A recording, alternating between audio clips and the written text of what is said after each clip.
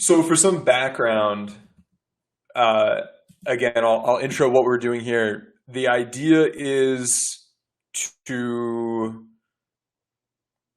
draft. I like having fun discussions, and as an X's and O's guy, I saw someone else who's an X's and O's guy, and Sean Davis, and we wanted to have a fun discussion about some of our favorite stuff the Lakers have run this year. Some of these concepts I've covered a decent bit with other content or videos. Some of the other ones I haven't really talked about as much. So it was this was a fun way to identify all of those favorite things. Okay.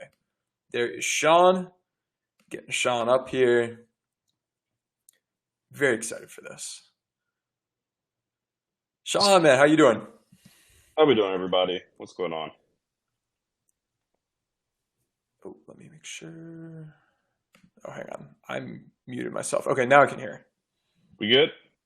Yes. Awesome. All right, cool. So everyone should be seeing the paused uh, stream video that we're going to be showing. For some introduction, Sean, decided that we were going to have a fun draft and pick out our favorite concepts that the Lakers have utilized this year, our favorite set plays. And rather than it just being, kind of freelance, pick whatever you want, in a much more 2022-2023 Lakers kind of way, we added some structure around this and organized things by different topics or categories. So we had the post up category, switch beaters, hedge beaters, and we kind of grouped show and recover and with more of like the soft catch hedging. We have drop beaters, we have off screen plays, and then we have our favorite series of plays. So we each picked one play for each of those five categories and then one series for the sixth category. In terms of the logistics, it was kind of a snake draft. So I picked the first topic. We started with post plays. So you picked the first play, then I picked the next play, and then you picked the second topic, and it went back to me for picking the play and so on. So I'll play the video. And so what we started out with was post plays. And your first pick, Sean, was the cross, meaning like the cross screen from block to block, punch, meaning post up, and then the screener play. And I'll play it, let everyone take a look at it. I grabbed three. Oh, actually, here's how Lakers have run this 28 times, scored 1.5 points per possession with the various cross punch variants. Pretty good stuff. And so here we see Reeves kind of dribbling into it. Beasley setting the cross screen for LeBron for the post up, and then Beasley runs up the gut on a down screen from AD. And what I'd want to highlight is right here. Actually, not yet. Right here, we've got Reeves cutting under the basket away from the rim, drawing his man away. We have AD setting a screen for Beasley, pulling his man away. And we're going to end up with LeBron having a pretty nice open paint here. Beats his guy with the first step and is able to finish at the rim. Sean, what did you like about this play that made you go for it? For me personally, it was more so just the fact that, this one, it's just a straight up one-on-one on the last play where you have Austin kind of clear through. It just allows LeBron to kind of, or AD even, just go one-on-one from that kind of high post area. Well, for some reason, like if you decide to overplay on LeBron, you could have like a Beasley, or if you want to run D'Lo off the screen to screener action, you would have a shooter open as well. And as you'll see, like with my picks, I kind of thought about like what plays would I run with the actual team that I coach, and like this is definitely one that I'd run. We have a big man that's pretty mobile and can move around a little bit, but can also shoot. So if we wanted to post touch for him, this would be something we'd probably run. I think with like when we're picking post plays, or at least with the one you picked, it's about like how do we generate a true 1v1 because you've got the guys for it. You can punish a defense as long as you can kind of remove that help. And with that play, you have simultaneous actions, each heading away from the rim to try to pull that defense away. I picked a trickier play. This is kind of like a dummy flex cut around the screener down low, and then that screener is the one who ends up getting the ball. So we'll see on this play. Everybody watch. Let's see. Oh, actually, that one should have gone with your set. So that was actually for the cross punch play. If they overplay it, you can get the lob. So on this play, I'll rewind that again. Watch LeBron here. Reeves is going to cut around him, and often on a flex cut like that, the defense is paying more attention to the cutter. But what this does is it creates that kind of lob angle for post pin for LeBron to be able to catch the ball, finish at the rim. LA has not used this nearly as much as the play you picked. This is more of a I don't know, this is a cute concept to get some easy buckets every now and then. But I think the play that you picked is definitely more of a bread and butter set play. But two different approaches to the same sort of idea of like we want to score with post touches down low. Yeah. And then, so for this next concept or next topic, we went with switch beaters. You picked that as the next category, and I went with and I've got three plays. We'll show here this spread ball screen, kind of a step up, and then the player looks to seal. Here you can see LA used this a lot this year. They used it a bunch before the trades that they made, and they were very successful with it. And part of why this was leaned on so much is this worked really well with Dennis, and it worked really well with Russ because with those step-up screens, and Memphis will do this, you can't really go under those all that well. And that therefore it's a good concept to run with those like downhill slashing types of ball handlers that don't quite have the pull-up game as strong. LA has still used this post trades. It's a little bit less effective with like D'Lo. He's not the same style of guy as a Russ or a Dennis. You kind of want the quick, twitchy kind of guys running this play, and we'll see why here. This also works really well against like switching, because watch LeBron here. He sets that screen not side to side, but on the defender's back, and now he has that inside position to seal his new defender and then get the ball. And actually, these three clips, 3 plays in a row against the Pelicans. The Lakers scored 3 times in a row off of this play to end the first half in their game. And the only way, given where this screen's usually set, like at the free throw line instead of at the 3-point line, if the defense is to cover this roll, they really have to crash down hard, which opens up those kickouts. And so that's another nice thing is like it's a simpler read. Either the roller's open, or if he's not open, somebody on the perimeter is very, very open. Yeah, and similar concept, I suppose, for mine. I just went with a different setup out of the Ram series, which I do really, really like. They run some decent stuff out of it. So you have the Ram part and then just the ghost screen. And now you allow like Dennis or one of these other guards to get downhill. Dennis makes the floater that time. Again, same concept. Ram, ghosted, and the step-up screen. And I think it kind of breaks down, but good backdoor cut, kick out. Oh, Dennis hit a 3 and 1. There we go. And 1, yeah. And on that play, it was they switched it, I think, originally, and Bev was able to beat a mismatch. LA hasn't run this play as much this season, so you'll notice for most of these, I'm picking plays where LA scores in some way.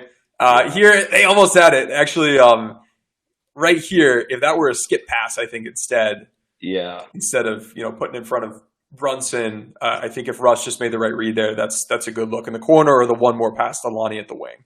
Yeah, that needed to be I agree.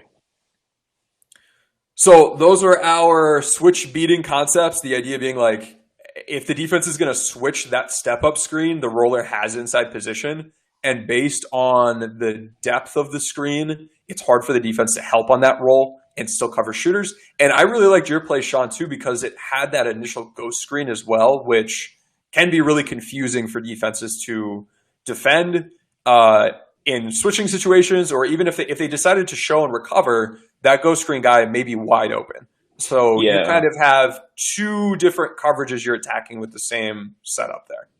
Yeah, and like while we have Memphis on our mind, like Memphis runs a really similar play to that. They just don't have the step-up screen. And the first game with the one that Ja played in with no AD, they ran that play to end the half, and we blew the switch. Troy stays, I think it's Bain setting the ghost screen.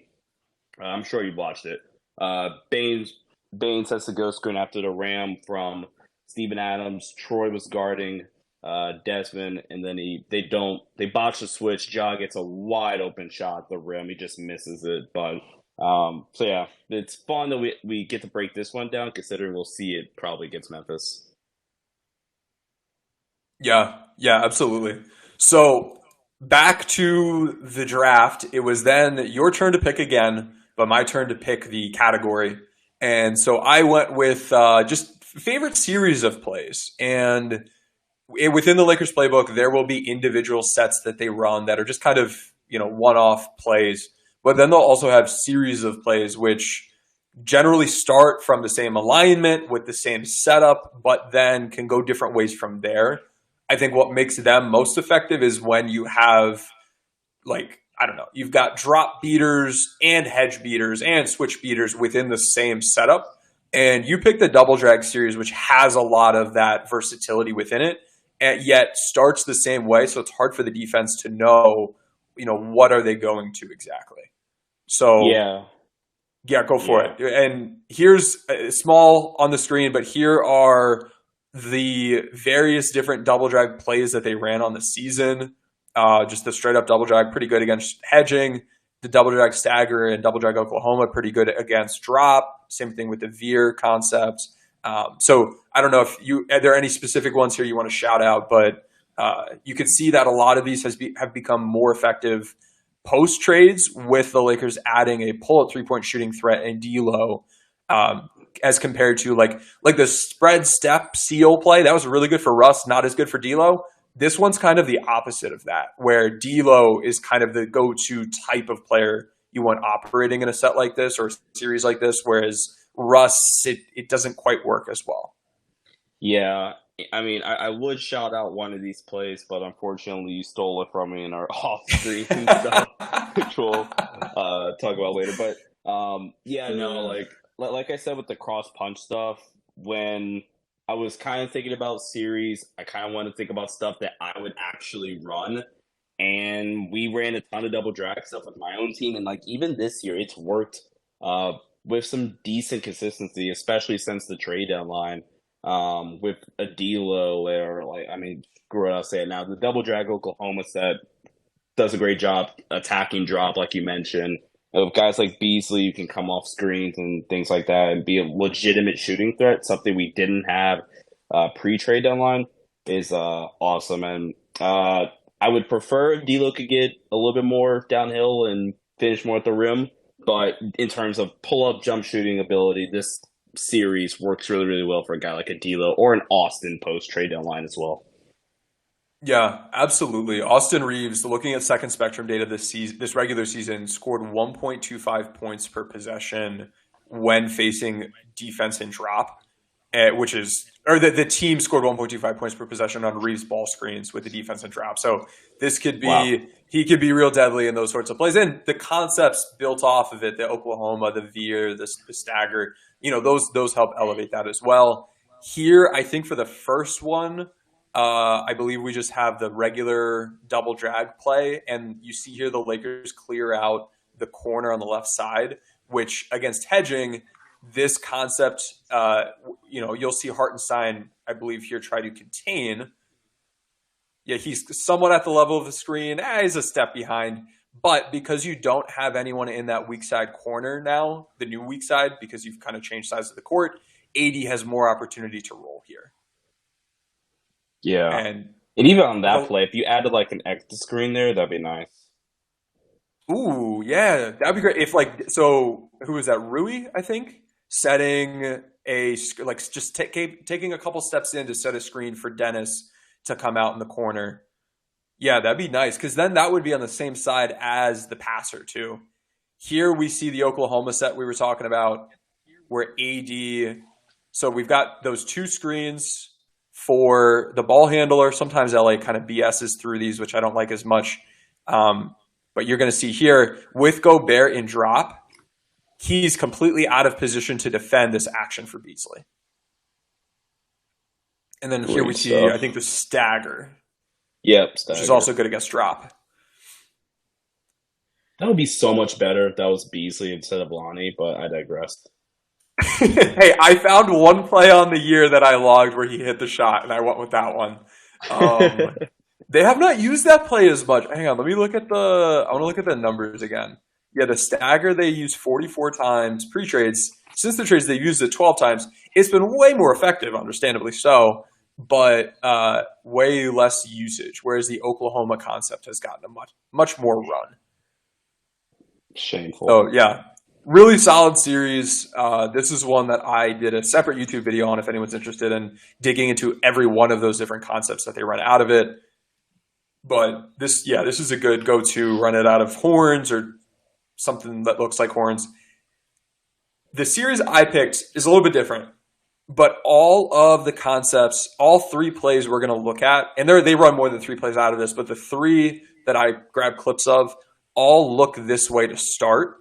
Actually, I think I might have grabbed four. But you're going to see Reeves set up to set that cross kind of rip screen for LeBron to go down to the block and catch the ball for a post up.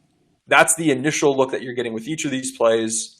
And then from here, the Lakers clear out. Sometimes they have some split cuts or a 45-degree cut with a lift behind it. But the idea there is just generate a 1v1. Bron gets the N1. Now, in this play, look, it starts same look. Looks like AD's going to get that screen, go to the block. But instead of that, and this is really effective if Jokic here were trying to go under that screen, which we saw a lot of teams do.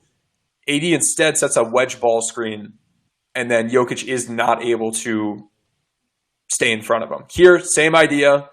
I paused just a half second slow, but Reeves turns it into a double drag. So I was able to get one of your plays out of this series. Able to steal one there. Here's the same idea, double drag. Watch Wendy and Gabriel on the weak side set a pin in flare screen for Rui. This is a concept I really like. So he's able to catch against a closeout after a switch and then hit the pull-up jumper. So that's the RIP series. They all start the same way, but you're able to get to post-ups, to ball screens, to some double drag action. There's kind of like a ghost with that one double drag. So lots of different stuff you could do there. Next up, we went with hedge beaters. And this might be my favorite play that I've picked, this Ram Fist exit set. The Ram screen being the down screen for the eventual ball screener. So I'll play it and explain it. So on this play, LeBron will come set a ball screen. But before that, LeBron himself will receive a screen. Then LeBron sets the ball screen. And as that's happening, see D'Lo, I think it is, who is the original screener, jet out to the strong side corner. And so we've got a shooter in the corner. That's occupying potential help defense. We've got LeBron with a step-up screen with that inside position against a switch, which is what the Lakers get here. But if this were a hedge, same kind of idea. There are two on the ball, so the roll man's got an opportunity to roll. And the guys who would usually be defending the roll now have a second job to do in defending D'Lo going out to the corner. Nasty. This is just really good stuff. I love this. And the positioning of the ball handler to pass to the exit screen is also really good. Here we kind of see it go to AD first, and then they get into the action. Didn't see that too much, but I thought it was neat. Here's a good example, though. Lonnie screens for, who is that? Is that Wenyan? I think that's Wenyan. Just kind of a Wenyan and Thomas Brown lineup. Don't remember too many of those. This was the we're getting blown out by the Suns lineup. Okay. But just here you see, so Dennis is going to be the one attacking, but just based on that action going out to the corner, the help defense is completely gone. And if you beat your guy, you're able to get to the rim, and that's some of the fun that you get out of those hammer actions or the pin and flare screens or the exit screens. Is just like either you've got a potential 3-point shot, or your like drives at the rim or your rolls at the rim should be even more effective.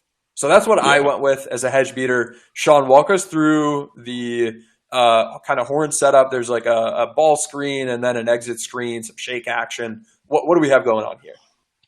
Yeah, so when like the horns dive series, so if this first guy, if they put two on the ball, that first screen should be open for a layup. But then you have like if they put two on the ball, Austin's actually open right now still, and I think that's LeBron with the ball. So LeBron could snap that to Austin, and you can get something out of that. But you got the second ball screen, and then Austin comes off this exit screen. So good. Oh wait, that's Matt Ryan. Jeez, I don't know why I thought that was Austin. This is But the first game of the season, actually. yeah, I could tell. So, but good two-man action with some handoff stuff there. Um, More recent, D'Lo kind of rejects the screen. He allowed AD. Troy Brown still wide open, and you get a three. Should have been an and one. Um, Again, same thing, same concept. Now they really do put two on the ball. Defense kind of collapse. Dangerous pass. Move the ball around. Wide open layup. So just a decent little set that I really, really like a lot. Especially like if, and I haven't dove all the way into Memphis' defense yet, but like if they were to put two on the ball, this could be something I would want to see to this set, or honestly the one you did as well.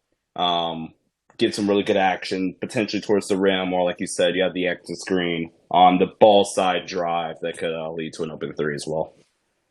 Yeah, absolutely. Something that stands out to me with a lot of what we've looked at so far, and I've noticed this on the season just with logging every play the team has run, is they've done a really good job getting to the same concepts out of different setups.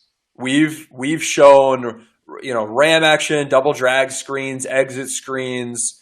We've got stack action coming up next. They're getting to essentially the same plays, but starting in different ways to mold with whatever the personnel is on the court, or just to keep things switched up so the defense isn't able to understand what's coming. So that's been really impressive to me. I've really enjoyed watching that with the team this season. So moving to the next series, what do we have next? Okay, next we ended up with drop beaters. Yeah.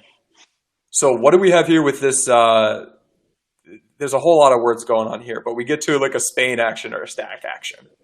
Yeah, depends on who you ask there for sure. But I'm a sucker for Spain pick and roll, so this was pretty easy. As soon as I saw a drop beater, this was very, very easy for me. So you got the elbow series, LeBron enters it in LeBron. Austin says like the rip back screen. Then it flows into like a handoff, which turns into Spain pick and roll.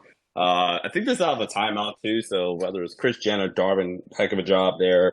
And just super, super creative. And you might even have Beasley there. I mean, just Spain pick and roll in general is awesome. There's a reason why every NBA team runs some variation of it at this point. And this was a new play, so great to see the Lakers. And we had some conversation as well, Tim, about that weak side corner dude, about who you should want that to be. I forget what I said, but how did you want a potential variation of this play to be again? Oh boy. I think I wanted AD as the roller? AD as the roller. So I want AD where LeBron is, because his job here is essentially, you can make the pass on the cut if it's open, or you're going to hand the ball off and be rolling. I wanted... Who did I want where?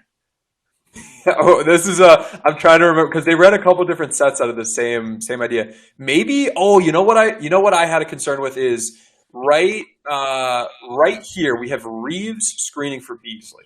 So we've got like That's a what it guard was. screen. And I don't like, if this were a big man screening for a guard or a guard screening for a big man, I think that could be even more effective.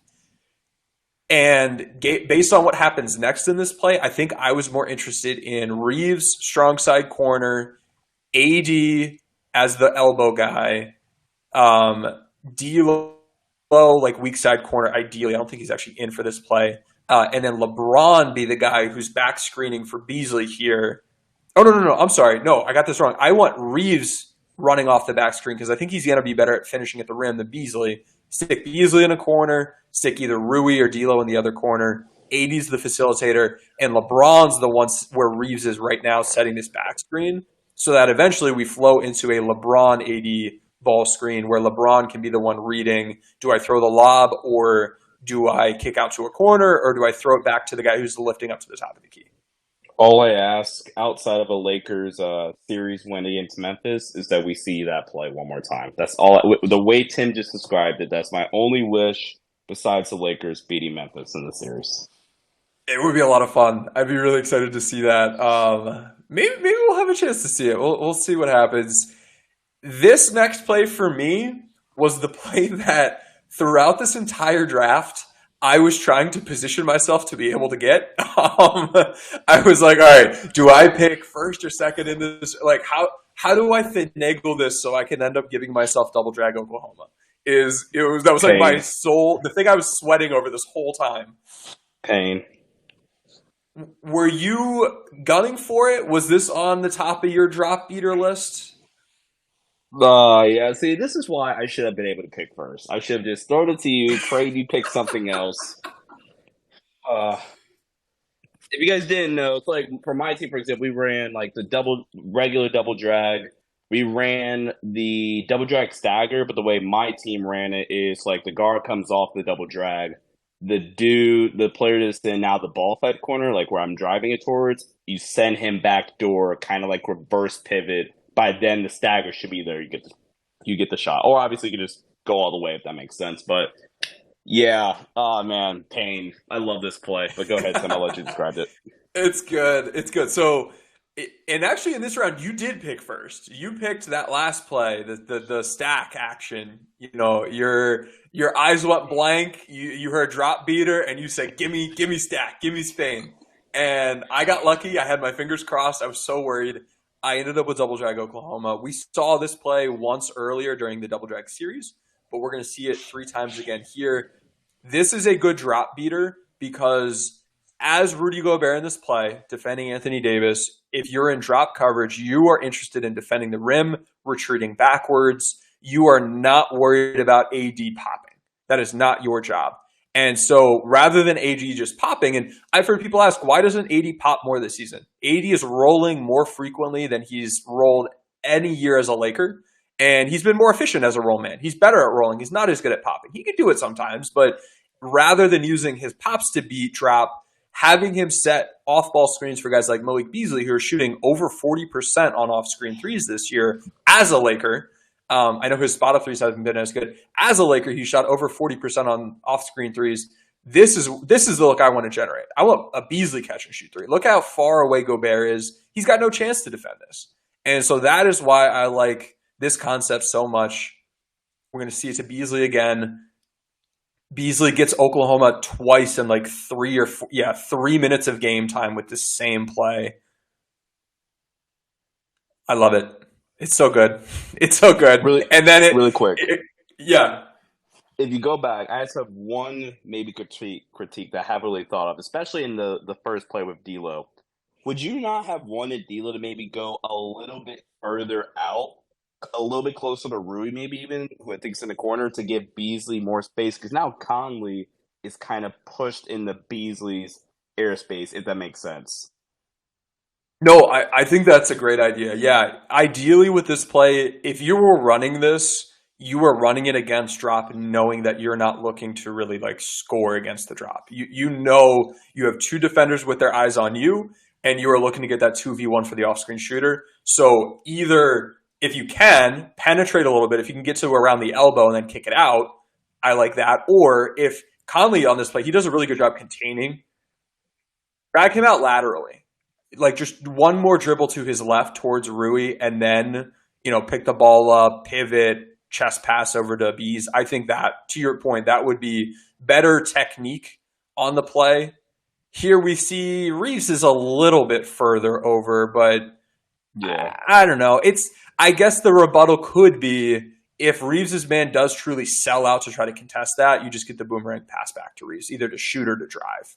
Yeah. But no, I think in general, though, you definitely, if you're coaching this up, you want your players creating as much space as possible.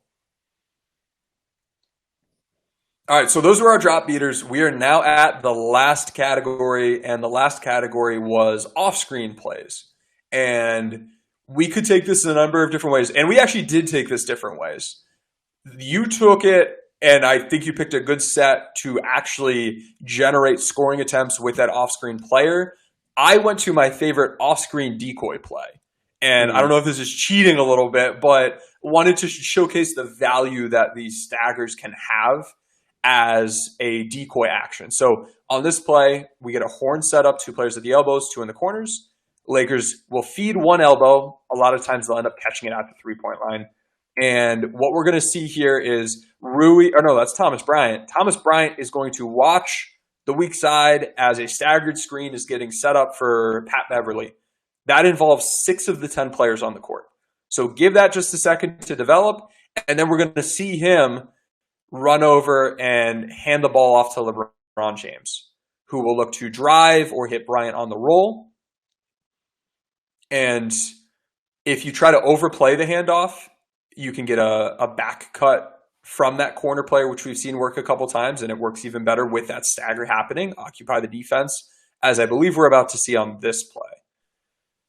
So watch Jeremy Sohan, he's going to overplay this, and that allows LeBron to cut back to him. Because of that stagger, look at the 3 defenders weak side. None of them are looking. Just right now, they've begun to look, and they've got no chance to defend this play. So that's why just that sort of stagger action, it can be a really good scoring action. 2, it can be a really good decoy action, and we took this different ways. Sean, you used it more as a scoring action. You want to describe the double drag stagger play to us? Yeah, and really, really quickly, I forgot you picked this one, and I remember now with the benefit of hindsight that was the one where I was like, shoot, I'm so mad he picked that one because that's easily my favorite. I kind of had to scramble a little bit more and think about it, but yeah, like I thought about it in a different way, actually using it more as a screening action, and like you showed earlier, is done a lot better since the trade deadline, especially where you guys got guys like Malik Beasley, some more off-screen shooting, Lonnie, and I think you could do a little bit more of a job, like actually driving off of it from the ball handler, and or if they overplay it like they do here, Austin's able to come off of it and get downhill. I love Austin Reeves, so we let him go. I'm going to be very upset. This time, LeBron kind of comes off. He just shoots, you go underneath. LeBron pulls the 3. Another random point. I'm so glad LeBron's hitting threes now because I think that just opens up some of your offensive playbook, especially with LeBron ball screens. But like earlier in the year, it makes sense because LeBron wasn't hitting threes at all outside like an outlier Boston game and maybe 1 or 2 others. But great stuff. And then if you really, really wanted to, I don't know, I'm kind of going on the fly here, but like if you went stagger, let's say like they overplay it or whatever, you could go like flip right back into a step-up screen from the screeners. Like, for example, if you roll back the Austin one against Sacramento, I think. It's like this one, right? So, okay, hold on. Not this one. Just a sec. We're good. There we go. All right, so, was that Damian Jones? Okay, I digress.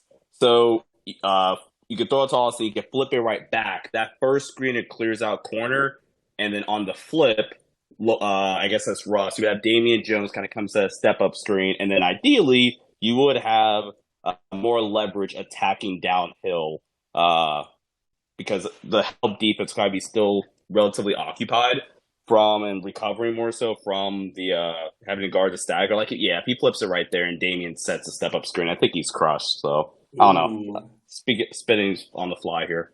I like that. Another idea, what if... So, hang on. I want the same play. What if, so Reeves doesn't get it. Reeves cuts to the rim and then goes out of an exit screen strong side where Christie is. You can do like a reverse pivot. So like, let's say Reeves doesn't catch. He cuts through the lane and then clears out to where Christie's currently standing, and Christie just takes a couple steps in for that exit screen. And then that's when, at the same time that's happening, that's when Jones would come set that step up.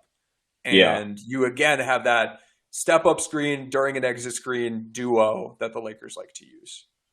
Yeah. Ooh, that's nice. Darvin, I hope you're listening. I'm joking. No, but this is a good, so here we see, this is a good play to run against drop because if your on-ball defender isn't a good screen navigator, LeBron's open here. Jokic is not in position to defend this play. Not at all. So here are all of the double drag plays the team has run. So this is what our draft results ended up looking like. Sean, so of the 6 that you've picked, any favorites? If you had to pick one? If I had to pick one, I don't know, man. That Horns dive exit one is a favorite. So That one, or probably the stack action one, because like I said, I'm a sucker for stack. But I really like that horns dive exit shake play personally. What about you? Yeah, those are good picks. I really like the Ram. No, wait, that was your. Where's my Ram play? The Ram, like step up exit screen play, attacking hedges because, like, and here's another way of looking at it. With that play, the first thing the Ram action does is it makes it hard to even hedge in the first place.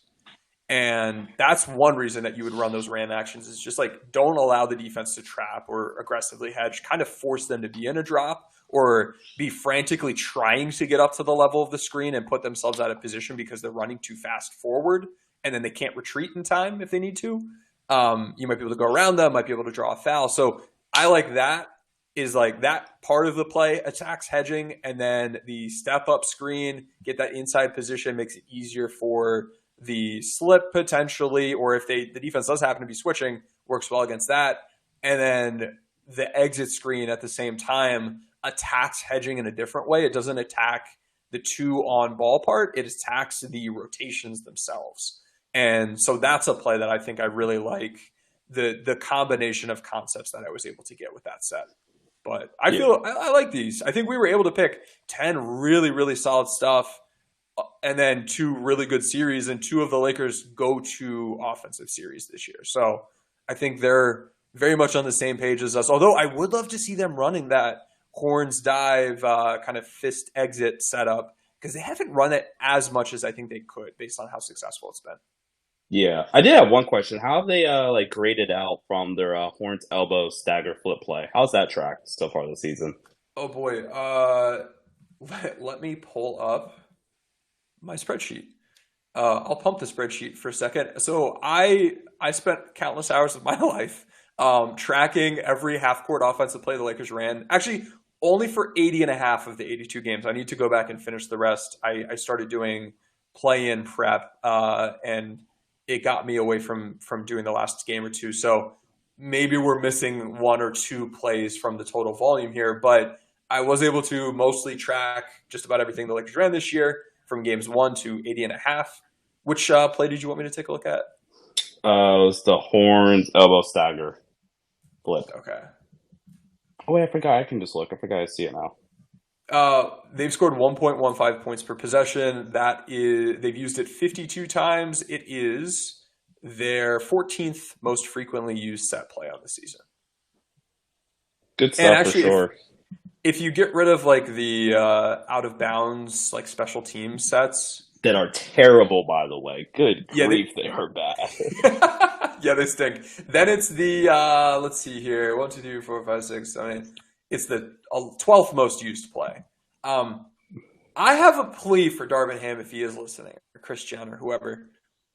Ditch the out of bounds stuff. Just inbound the ball, and then run your normal sets. The normal set plays are so good, but they try to run things like their most frequently used sideline out of bounds plays are like zipper cut, which is just it's not a scoring action. You just get the ball inbounds and then ball screen, or zipper cut and then pin down. Like pin down.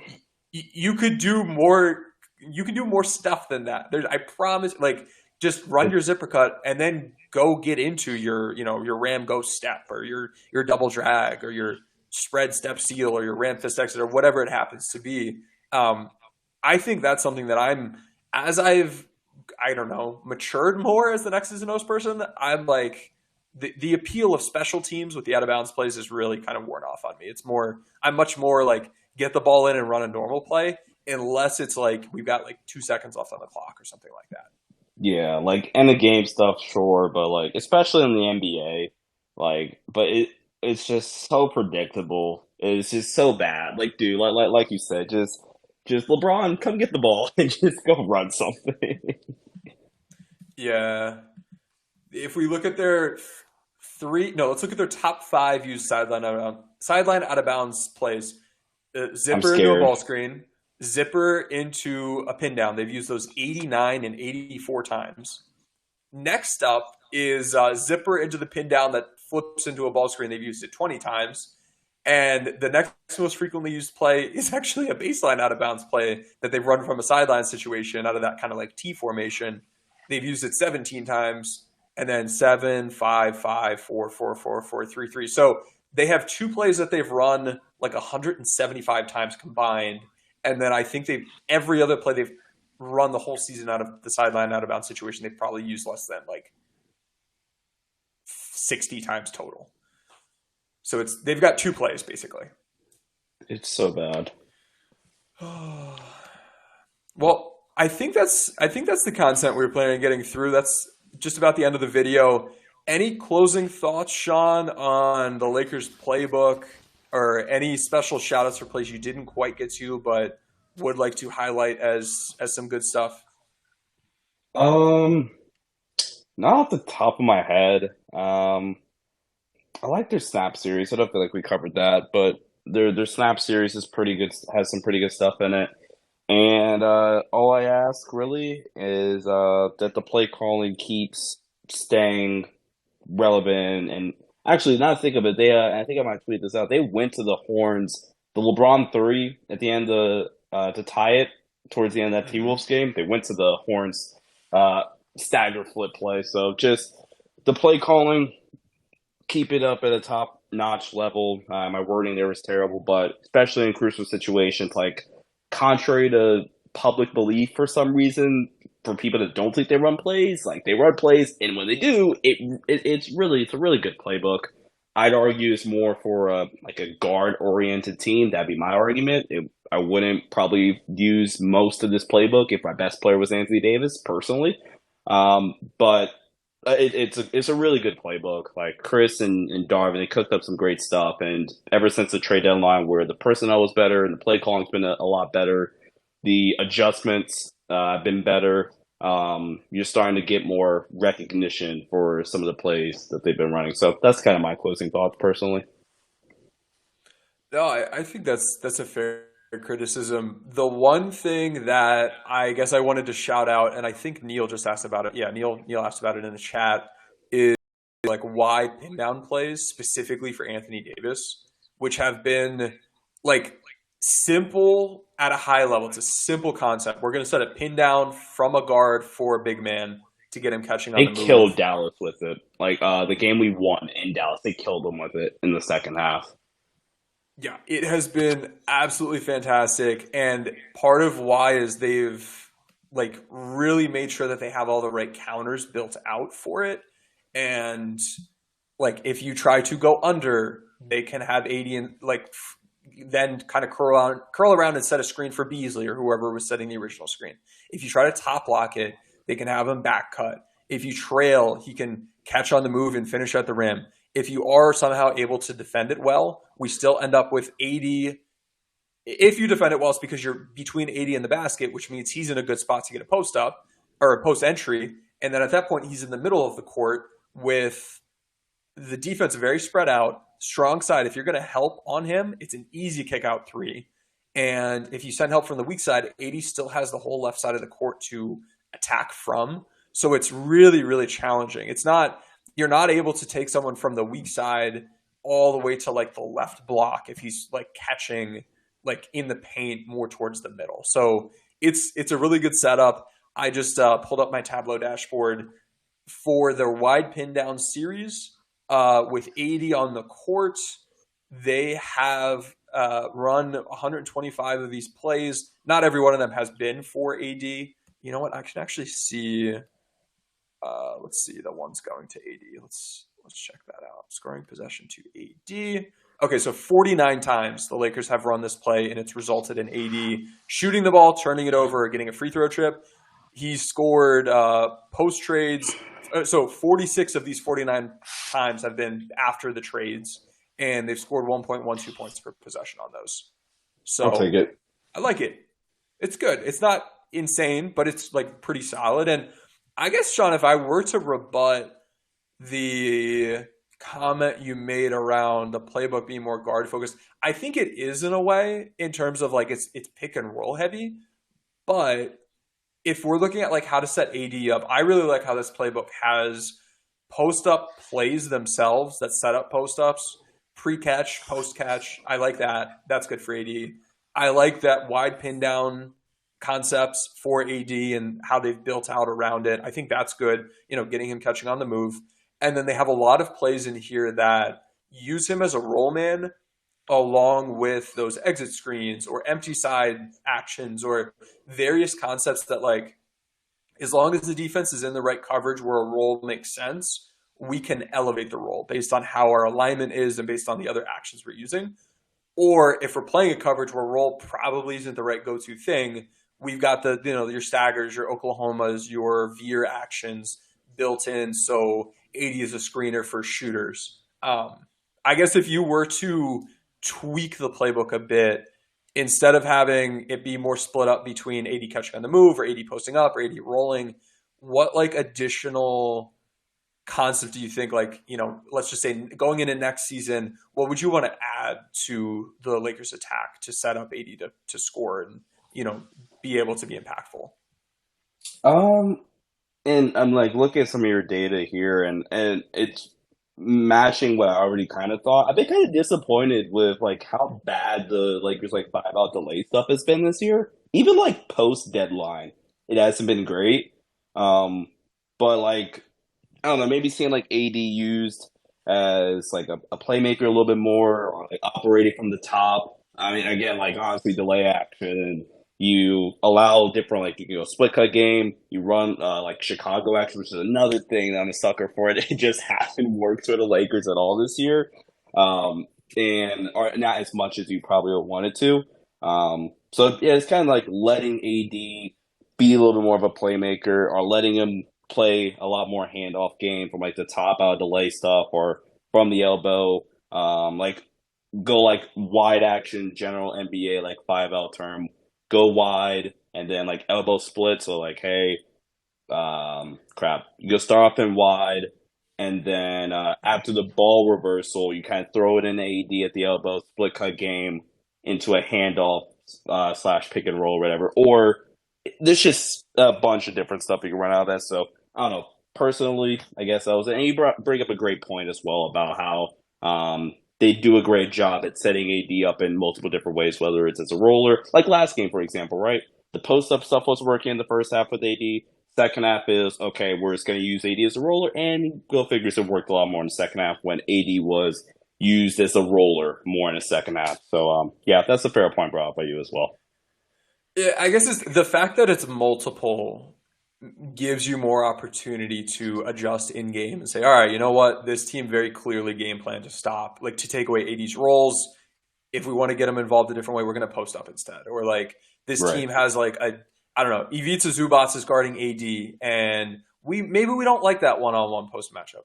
They probably still do. But if we want to attack Zoo, maybe we get Zoo having to defend on the move and use those like wide pin downs. Zoo's going to be a drop, so maybe that's not the best for AD as a roll man, but like get AD needing to defend, chasing around screens. Like that's a tricky situation for him. So like if the other team has a big guy that's a good post and drop defender, get him, run the wide pin down sets. If it's more of a mobile guy that can like navigate those screens well, or let's say maybe the defense is switching, you have certain ball screen sets with those step-up screens that get AD as a roller, or you could just post them up against those smaller teams. And so, like, I like – and it still – you still have to have the coaches call the right plays and the team execute. But in theory, the Lakers have everything in the playbook that they would need. And then it's just a matter of, like, how sharp are they tactically at, like, making adjustments in game. But I don't think we're going to find ourselves in a situation in this playoffs where it's like, oh, no – every AD opportunity is taken away and there's nothing left for us. That I don't think we're going to run into that. Even when like he's taken away as like a roll man, it's because he's able to like open up teammates on like catch and shoot threes or things like that. So there's some resiliency from my perspective. Yeah. Now, from your vantage point, and obviously you've broken and watched a ton of film, and I mean, no shit. My bad if I'm not allowed to cuss there, but no, you're okay. With the like all the tracking and stuff like that, from your vantage point, why hasn't like the Lakers 5-out stuff or like the delay concepts worked as well this season? So I think part of it is and actually let me pull it up. So I'm pulling it up in my Tableau dashboard. The Lakers this season from their delay series. Okay.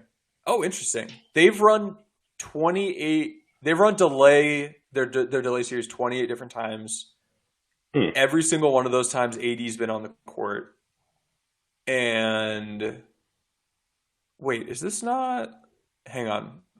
Oh, you know what? Those are to 80 scoring possessions. That's why. Let me remove that filter. Okay, yeah. They've used it 78 times with 80 on the court. If we look overall, they've used it 117 times. And with 80 off court with them trying to run those, they've scored 0.79 points per possession. With 80 Yeesh. on court with them running delay, they've scored 1.12. Okay. So I would argue that as long as AD is out there, they've been pretty solid. I It's think been he's fine, a yeah. yeah, like that's pretty good to me. Like the delay Chicago with 80 on court post trades, 1.38 points per possession on 24 attempts. And they've built in a nice play. They've only used it 7 times on the year, scored 1.67 points per possession on it. The delay and then 80 dribbles at wing player for a handoff, but then keeps it and turns the corner. I like that play where you play off of the defense anticipating he's going to hand the ball off, and AD's man kind of takes one step over to be in a position to contain, and that one step takes him out of position to stay in front of AD. And then with that 5-out setup, the rest of the defense just cannot respond quickly enough to defend the rim. Yeah. So I would say that as long as they've got the right guys on the court, it's worked well enough. It just has not. It absolutely has not been a big part of their offense. So, like on a game by game basis, we might see it like one time or something. So, I think probably throughout the course of the year, spacing and shooting individually was part of what kept them away from doing this a bit more, just with the personnel that they have. I think now even like when you have like Vando out there, he's not great for this stuff. There's some other players they have that just it's not the best fit, but I wouldn't say it hasn't worked when they've run it. At least when AD is out there, I think he's been kind of that key piece. But they certainly haven't built out all of the concepts that like you were describing earlier. Some of these things you described they've used like one time or twice on the year. It's really been delay Chicago or keep on the handoff, and like that's about it. That's it, yeah. Fair So no enough. complexity, no real like counter. Like if the defense is defending this Chicago action well, you're probably not getting anything out of it. And they're just gonna throw it away and say, "Yep, we're not running that again." Yep, and that's okay. It's kind of like having a play that can be played off the court in the playoffs. As long as they're not that important, like that's okay. It's when you're like really key guys are getting played off the court because they can't defend, where it's like, shoot, we have to keep him in, but he's getting crushed. Yeah. Yeah, these plays it's a small part of the playbook. Just so it doesn't work, you don't have to call it. Interesting question in the chat. What do you think, Sean? I'll kick it over to you first. From doing some Memphis film work, what do you think about their play calling in comparison with the Lakers? Um. So far, like I was really keying in specifically on Ja. So, but from an offensive standpoint, I think their play calling's fine. Like I think when like out of timeout stuff and things like that, is where it really gets creative. And I think Coach Jenkins does a great job there. Like in the regular flow of the game, it's again I don't want to say generic. It's not like Minnesota Timberwolves level of generic, but it's like a lot of similar. Like again, like I said, they'll go with their like Ram series, Ram Ghost stuff. They have a really nice. And actually, you clipped this out, Tim, and I have it somewhere. Let me see if I can find it. Whereas I think it's Ja coming off a ball screen. You clear Luke Kennard through, or like a shooter through, and then you set the back screen for Jaren Jackson Jr. into another screen for Luke Kennard for potential three, but they've gotten the lob off of that more times than not. I think the clip you got was against Portland, right? The play I'm talking about? Yes, I think it was against Portland. Yeah, it was like the back screen into a veer action. Yeah, So even if you defend all that well, you've got Ja trying to attack downhill. And if exactly. you don't defend it well, you might have a lob like alley-oop, or you might have, if you defend that well with two guys, you're taking yourself out of Look, position for that like down screen for the shooter. Right. And So then definitely like something the Ja Lakers could driving, look to run. yeah, especially like Beasley and AD, maybe you have LeBron as the ball handler. Um, and then like especially with Ja going towards his left, where like the synergy data shows like, hey, he wants to go left more often than not. He can go right, but he's just better going towards his left. So I don't know. That's super tricky, but they run a couple like really nice like double drag shallow stuff too that burned the Lakers when we went to Memphis. I mean, and then you have the exit screen as well, so it's like regular double drag, but the second screener off the double drag is a guard, and he just shallow cuts out, creates a miscommunication. But then like on the drive from Ja, you have Luke Kennard getting an exit screen, so you're really creating a true one-on-one attacking, like in the play I clipped out where Ja's attacking Wendy and Gabriel downhill, and that would it's about as well as you think it did. um, so I don't know, but from a play calling standpoint, I think it's fine. I think I still think I know you had the same thought with Minnesota, Tim. I still think if the Lakers do their due diligence and they game plan well, I don't know if they have like as clear of a tactical advantage, but I think it's a lot closer than people think it is. As long as the Lakers scout and game plan the right way. From my vantage point, I haven't finished. They run some nice stuff for Luke Kennard too, by the way. But that's how I feel so far. I'm in that same boat. I think Memphis has been really, really good on the season. They've been probably better than their data shows just because they haven't had their full squad together as much as I think they would have wanted. But so much of their offensive attack is Ja Morant ball screen heavy. And he's had some fairly clear strengths and weaknesses with that. Uh, the Lakers are a team that's, AD's really strong in drop. AD's not going to be like these guys who were dropping and then Ja just like jumps over and dunks on. AD's going to Right. be able to defend the rim if Ja's driving and then trying to take his fadeaway one-legged. He takes his one step and then his second step is to plant and fade away. AD's going to be able to contest stuff like that. And what I see from a film and data standpoint is like Memphis crushes hedging, and Mm. I don't think the Lakers will need to because I think they'll be able to play drop. They'll be able to stay on shooters. I think from a matchup standpoint, I want to stick AD on Xavier Tillman as much as possible when he and Jaren Jackson Jr. are on the court together because Tillman's not taking threes. He's not doing a whole lot from mid range. That's going to allow AD to stay at the rim and be fine just being in drop. And whenever that duo's out there, like that's my way to keep AD around the rim as my drop protection. And by not hedging, I'm not playing into some of the schematic strengths of Memphis. And I'm also not like taking AD away from the rim.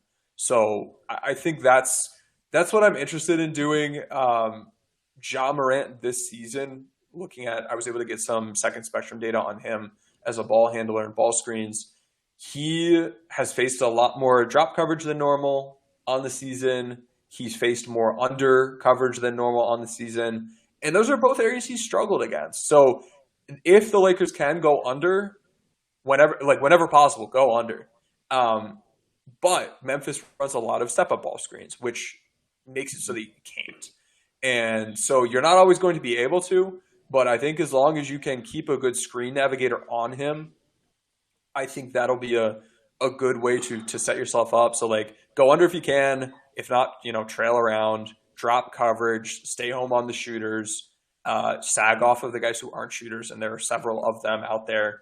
And if you run into a situation where like Ja's just trying to attack the rim and you've got your rim protection there, and I guess in terms of how this plays into matching up with Memphis, I was originally intrigued by putting Vando on Ja from an ISO defense standpoint.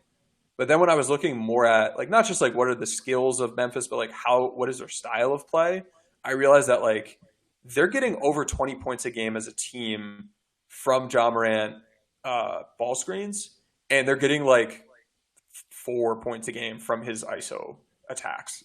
He's had more than 5 points from isolation only 8 times this season.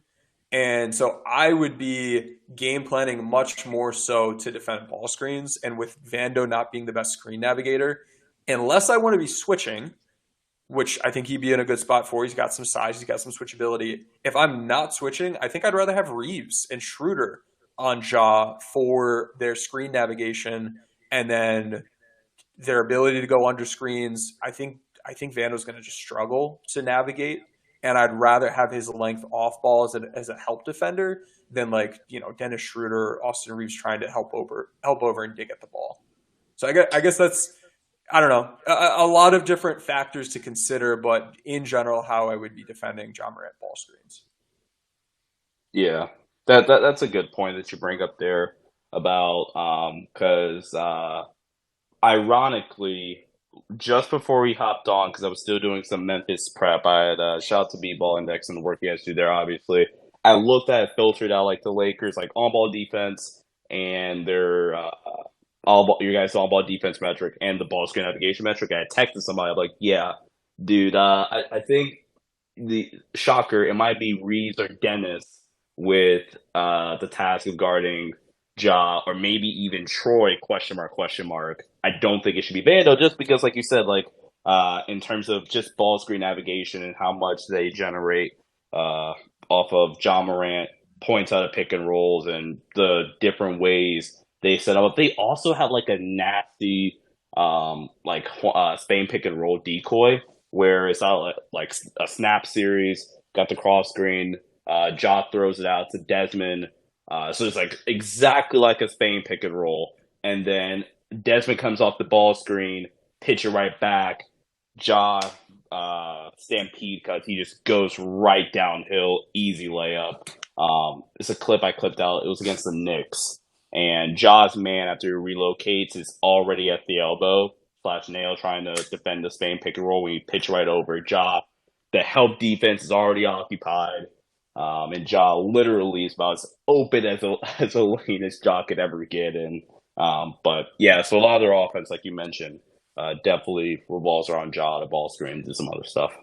Yeah, they do. I think they're similar to the Lakers in that they've got an on-ball guy who wants to attack the rim, and they've built concepts out to just like pull the defense away from the paint. Is a lot of what they have going on. And if you ignore those concepts, then yes, they'll get threes. But I think ideally for them, you're defending their via action, you're defending their exit screens, you're defending the stack action, and then Ja can just go eat up whoever you have at the point of attack.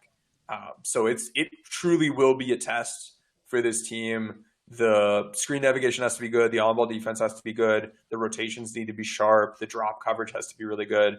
One other thing, Sean, that you and I were DMing about that I was able to grab the data, it's worked pretty well.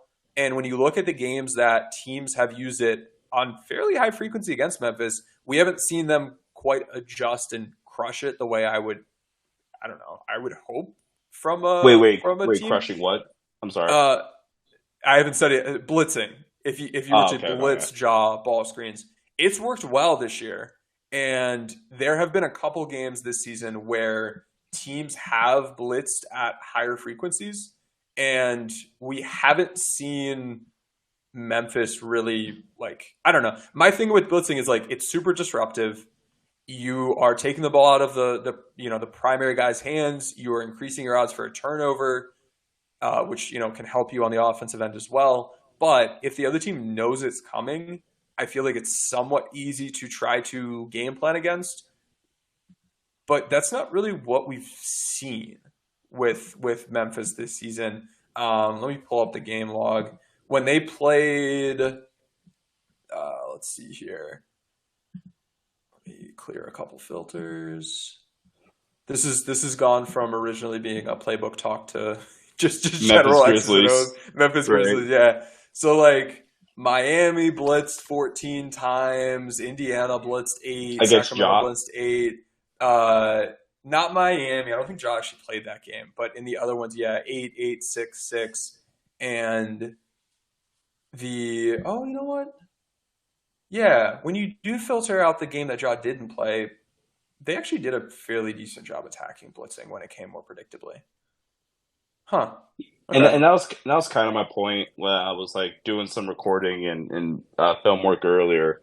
When people were saying, "Hey, look, let's just blitz," I'm like, Sure, but like I'm not. That's not my like go-to coverage for any playoff series. I'm not just gonna say, "Hey, we're only gonna blitz this dude," because game one it might work. But like the rest of the series, like you mentioned, it's just gonna get too predictable. And like, trust me, maybe at like a high school level it could work, but like outside of that, you keep blitzing me after one game, I'm gonna be prepared for it for the rest of the series. So I'm kind of with you on, and this was, I think, diving into some of the films. Some of the people are like, "Oh wait, you're gonna go drop like John Morant's gonna kill you." Well, like you said, 80 at the rim, especially if he's guarding Xavier Tillman, I'm more than okay with. And then also, like, I don't know about you, Tim. Personally, I live with the John Morant floaters and like mid range anything. I live with that because, like, personally, if you take out like any like tips or whatever, right? John Morant's like 57% the rim, 1.21 points per possession, I believe, percentage.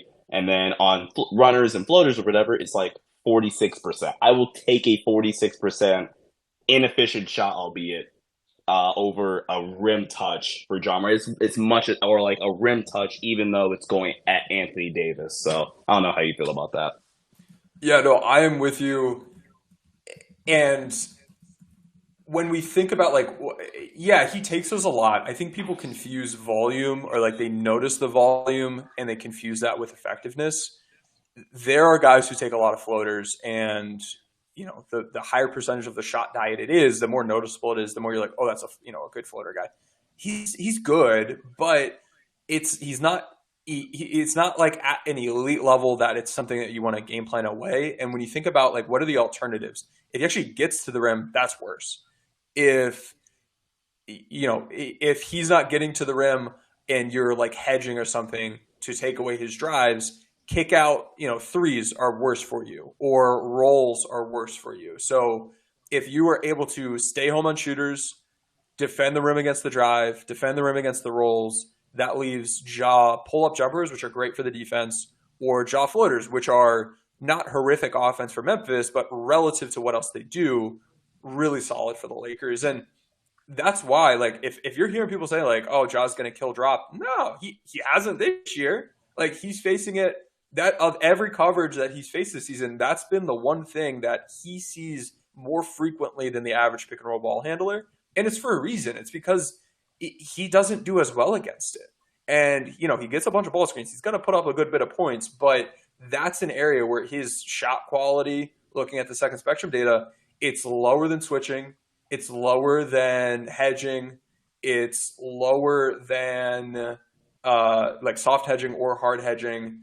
It's right around where it is for blitzing, but it's a much more sustainable, like long-term solution. So I think it's got to be what you lean on, and it's been what the Lakers have leaned on against Memphis this season.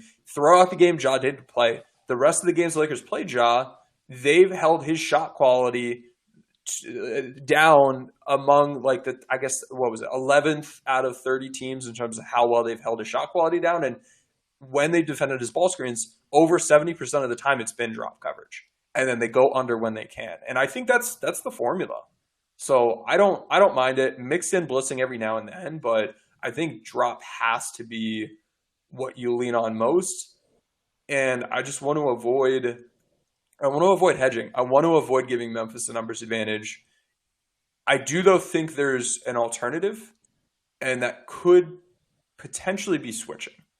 I think, and that's been something that he hasn't faced much of this year, or he's faced less of switching than a lot of other pick and roll ball handlers, and he's been okay at attacking it.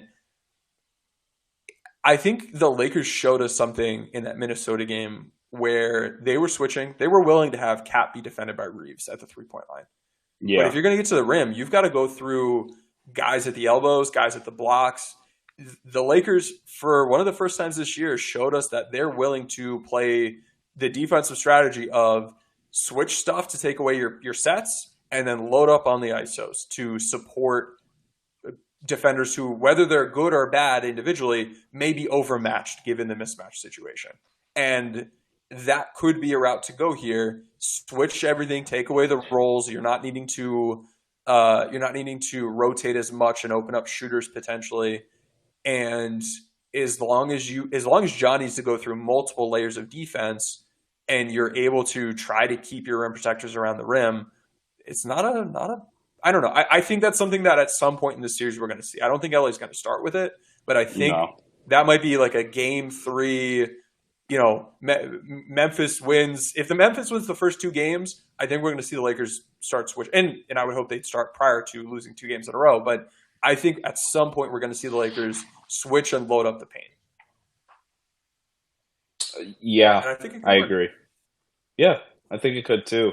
So yeah, drop, switch, blitz. I personally think in maybe some certain lineups you could get away with it hedging, and not in every like if they run like more recently the starting five has been like Ja, Dylan Brooks, but then like Desmond Bain and Luke Kennard with Triple J. I'm not hedging in that lineup, but Hmm. I think in like certain lineups, I think you could potentially get away with it, or like it not burn you as much as it could, and just like try to force the ball out of Ja's hands. But and the you trust your backline, helping rotations. But I agree, it's definitely drop.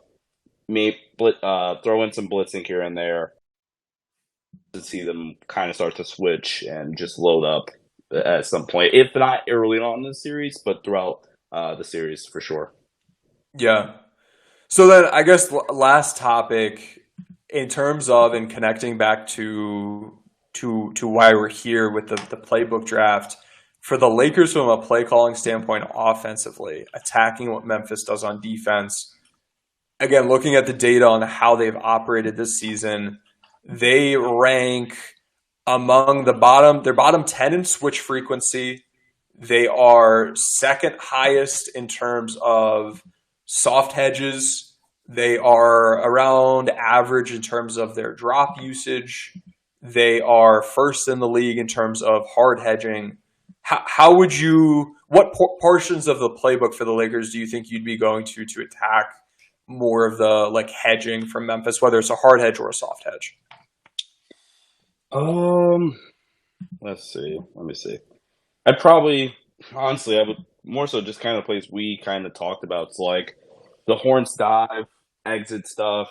You had the Ram Fist exit, which can kind of attack a few of those different concepts. I mean, basically anything like ball screen with the exit screen, like we already discussed. Um, yeah, I haven't watched Memphis defense yet, and actually, I kind of appreciate you bringing those stats up, so now I kind of know what I'm looking for and digging into tomorrow because I wasn't planning on watching it until tomorrow.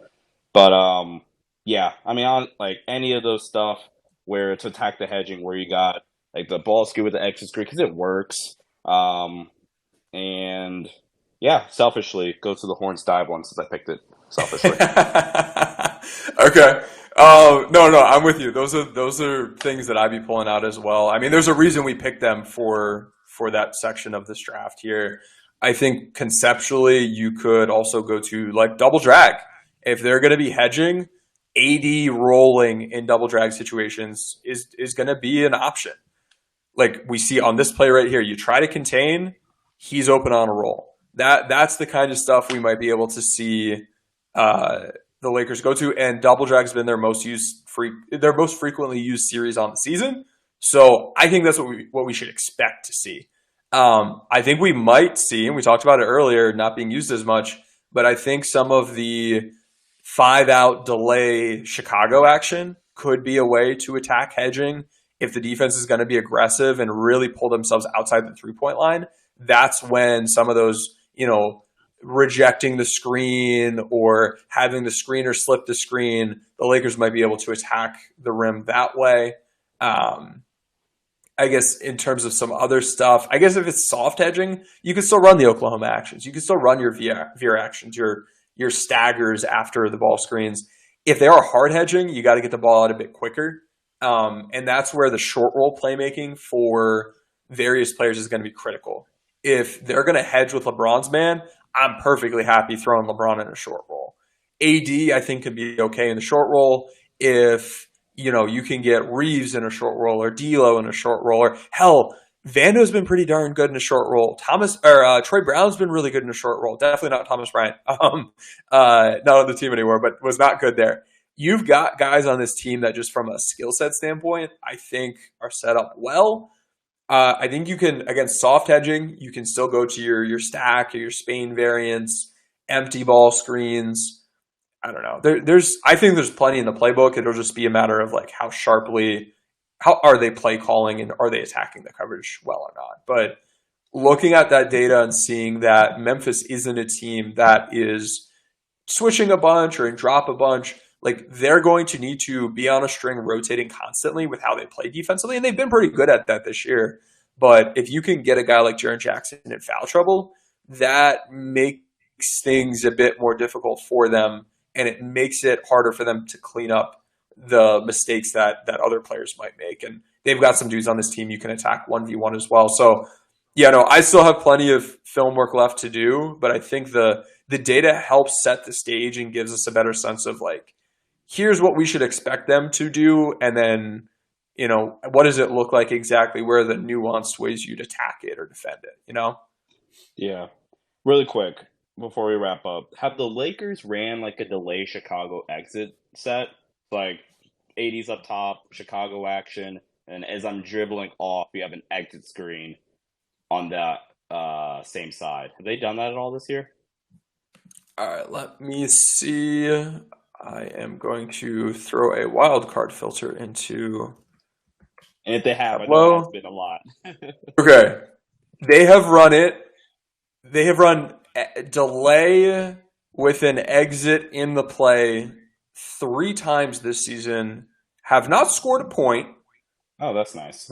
Would not say that the volume is there to say this is bad, but absolutely would not be surprised if nobody's remembering that they've done this because, again, they have not scored a point. Super low volume. So they've done it, but not at a rate in which I would expect them to be like, oh, of course, we'll go back to this. This is stuff that they've used very sparingly. And so I guess for all intents and purposes, no, they haven't really done that this year. Fair enough. But good question. I think that would be a nice combination of some of the concepts we were just talking about. Yeah, sweet. So thank you everyone for sticking around. If you joined late, I'm going to get this up as a YouTube video. And in the beginning, I'm replaying the video now, but we went through some of our favorite plays the Lakers ran this year. We did like a snake draft, and drafted some plays to fit different concepts. It was drop beaters, switch beaters, our favorite series of plays, our favorite post-up plays, things like that. And you can get our breakdown on why we picked these, why we like them, where they're really cool. And then obviously we've gotten into some more Memphis talk towards the end. But Sean, this was a bunch of fun. Appreciate having you on. It's been a pleasure with you breaking more and more into the Lakers Twitter scene. I really enjoy your content, man. It gives me more cool stuff to look at and ways to look at the X's and O's. And it's been a blast. We'll have to do some more X's and O's content together at some point here in the playoffs. Hopefully it could be a long, deep run and we'll have plenty of opportunity. Yeah, absolutely, man. I appreciate it, man. Appreciate the invite. Love the idea. And yeah, thanks a lot, man. That means a lot. So Tim does great stuff for y'all. I mean, you guys are already here, so you know it all already. But yeah, appreciate it. All right, cool. Thank you, everyone. Yeah, I'll post my YouTube link here in just a second, and then you can check it out there. Hang on, I've got that right now. So, thank you, everyone. I'm gonna close the stage, end the stream, but have a good night. Stay tuned. Check out. Sean had an article out today on slowing down John Morant. He's got more cool stuff coming. I'm gonna have more scout and report stuff up soon as well as we're all gearing up towards that Memphis series. I know for me personally, this is the time of year where I'm like, I need to consume everything. I want to listen to what the Memphis people have to say. I want to listen to the Laker people, what they have to say. Usually for the regular season, I'm like, I'm not really reading or listening as much. Like, I want to look at the film and that's it. But now there's just, especially with the Lakers not playing for a couple days here, like I'm just itching for that content. So hopefully the two of us can help you scratch that itch. And I know I'll be enjoying